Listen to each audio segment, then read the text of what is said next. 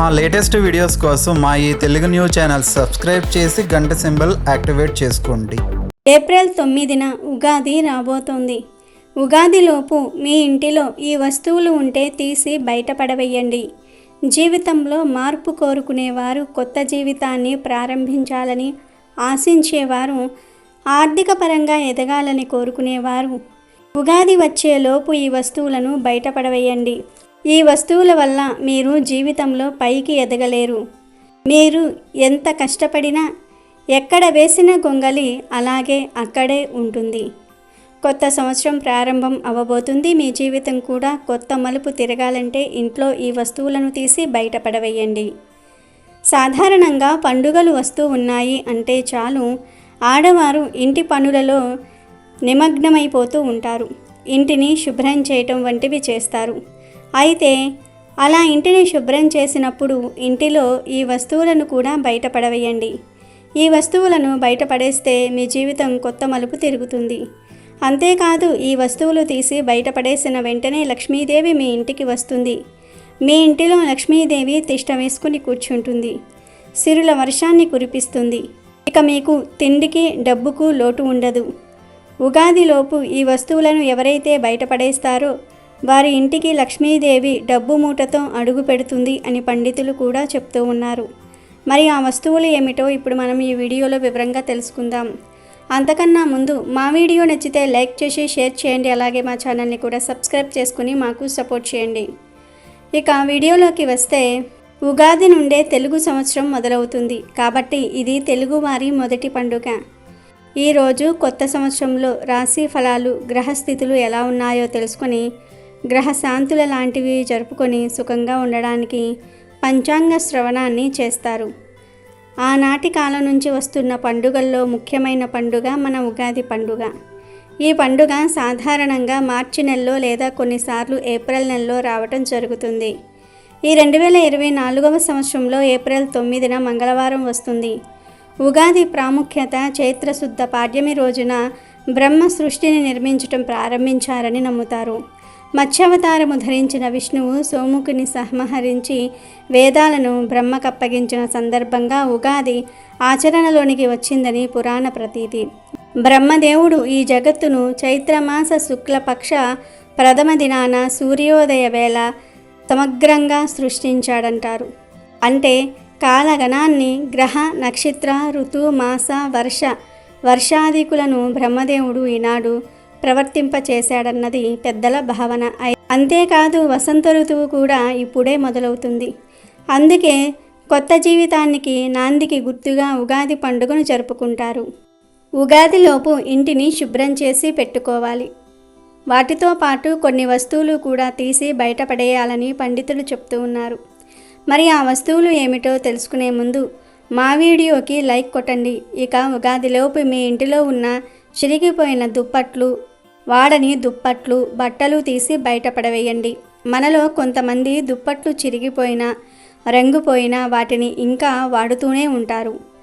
అలాగే బట్టలు చిరిగిపోయినా, రంగుపోయినా, కొన్ని బట్టలు అస్సలు వేసుకోకపోయినా వాటిని పోగు చేసి ఇంట్లో దాస్తారు. ఇలా చిరిగిన బట్టలు, దుప్పట్లు ఏవి ఉన్నా వాటిని బయటపడవేయండి. ఇంకా ఉగాదిలోపు మీ ఇంటిలో విరిగిపోయిన పాత ఇనుప, ప్లాస్టిక్ సామాన్లు, బాగా పాతబడిపోయిన పనికిరాని సామాన్లను తీసి బయటపడేయండి లేదా అమ్మివేయండి. వీటితో పాటు ఆడవారు ధరించే కొన్ని వస్తువులను కూడా ఉగాదిలోపు బయటపడవేయండి. కొంతమంది ఆడవారు చైన్స్, నెక్లెస్లు రంగుపోయిన వాటిని వాడకపోయినా ఇంట్లో ఉంచుకుంటారు. అలాగే గాజులు కూడా పాడైపోయిన వాటిని కూడా బయట పడేయకుండా ఇంట్లోనే ఒక బాక్సులో లేదా ఎక్కడ పడితే అక్కడ పడేస్తూ ఉంటారు. ఆడవారు ఏ వస్తువు ధరించినా అది అందంగా ఉండాలి, కొత్తగా ఉండాలి. కొత్తగా ఉండాలంటే ప్రతి పండగకు ఒక వస్తువు తీసుకోమని కాదు, తీసుకున్న వస్తువును జాగ్రత్తగా ఉంచుకోవాలి. ఇటీవల కాలంలో గిల్ట్ నగలు ఎక్కువైపోయాయి. గిల్ట్ నగలు పాడైపోయినవి, విరిగిపోయినవి ఏవైనా మీ ఇంట్లో ఉంటే వాటిని బయటపడవేయండి. నల్లగా అయిన వస్తువులను అస్సలు ఇంట్లో ఉంచుకోకూడదు. తుప్పు పట్టిన వస్తువులను కూడా ఇంట్లో ఉంచుకోకూడదు. ఈ గిల్ట్ నగలనేవి తుప్పు పట్టేస్తూ ఉంటాయి. అయినా సరే వాటిని ఇంట్లోనే ఉంచుకుంటూ ఉంటారు. వీటిని అస్సలు ఇంట్లో ఉంచుకోకూడదు, బయట పడవేసేయండి. అలాగే చెదులు పట్టే కర్రలు కూడా ఇంట్లో ఉండకూడదు. కొంతమంది ఇళ్లల్లో పాతకాలపు మంచాలు, తరతరాల నుండి ఉన్న మంచాలు ఉంటాయి. అవి బాగా పాతబడిపోతే వాటిని బయటపడేయండి. చాలామంది నవ్వారు మంచాలు కూడా వాడుకుంటూ ఉంటారు. మంచానికి వేసిన నవ్వారు పాతబడిపోయినా చిరిగిపోయినా ఉగాదిలోపు మార్చుకోండి. చాలామంది నవ్వారు చిరిగిపోయినా సరే సూదితో కుట్టి అలాగే వాడుకుంటూ ఉంటారు. ఈ ఉగాది రోజైనా సరే లేదా ఉగాది రోపైనా సరే వీటినన్నిటిని కూడా మార్చుకోండి. అలాగే వీటితో పాటు పనికిరాని రిమోట్స్, ఎలక్ట్రిక్ సామాన్లు కూడా బయట పడవేయండి. ముఖ్యంగా ఉగాదిలోపు వంటగదిని మరియు పూజ గదిని శుభ్రం చేసుకోవాలి. బూజు వంటివి లేకుండా శుభ్రం చేసుకోవాలి. ఉప్పు, పప్పు డబ్బాలు శుభ్రం చేసుకోవాలి. వంటగదిలో పనికిరాని సామాన్లను తీసి బయటపడేయాలి. అలాగే పూజ గదిలో విరిగిన ప్రమిదలు ఉంటే తీసివేయండి. దేవునికి సంబంధించిన పుస్తకాలు ఏమైనా సరే బాగా పాడైపోతే వాటిని కూడా బయటపడవేయండి. ధూపం వేసే పాత్ర పాడైపోతే దానిని కూడా బయటపడవేయండి. పూజ గదిలో, వంటగదిలో విరిగిన లేదా పాతపడిపోయిన సామాన్లను అస్సలు ఉంచకండి. ఉగాదిలోపు మీ ఇంటిని కూడా బాగా శుభ్రం చేసుకోండి. పప్పు దినుసులు వంటివి ఎండలో పెట్టండి. వాటిల్లో ఏవైనా పురుగులు ఉంటే పోతాయి. అలాగే పూజకు వాడే పసుపు, కుంకుమలు, గంధము, అక్షింతలు బాగున్నాయో లేవో చూసుకోండి. ఒకవేళ ఇవి నిండుకుంటే ఉగాదిలోపు వీటిని తెచ్చుకోండి. ఉగాదిలోపు ఇంటిలో ఉన్న సామాన్లను శుభ్రం చేసుకోవాలి. దుప్పట్లు ఉతుక్కోవాలి.